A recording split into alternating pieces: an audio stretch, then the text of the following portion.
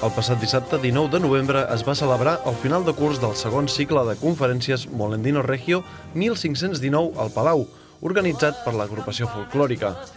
El doctor Pere Moles va impartir la conferència L'Imperi i el Toisó d'Or a Molins de Rei, i en el qual va presentar la traducció i lectura de 4 documents testimonis del que va succeir a la vila el 30 de novembre de 1519, diada de Sant Andreu.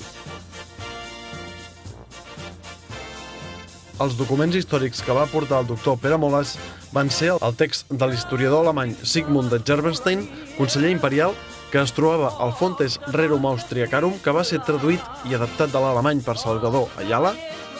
la carta de Nicola Maffel al marquès de Màntua, traduïda de l'italià i llegida per Maribel Rodríguez, el text del discurs de l'ambaixada dels prínceps alemanys, difós pel secretari real Maximilià de Transilvània, editat a Montserrat en llatí i llegit per l'Oriol Romeu, presentador de Ràdio Molins de Rei,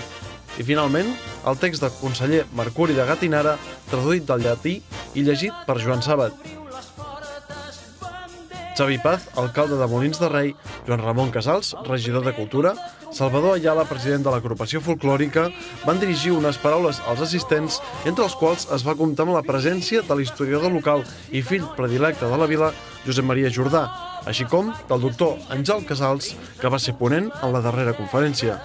Josep Barba, organitzador del cicle de conferències Molendino Regio 1519, tampoc va faltar a la cita i va seguir amb molta atenció cadascun dels textos presentats pel doctor Moles.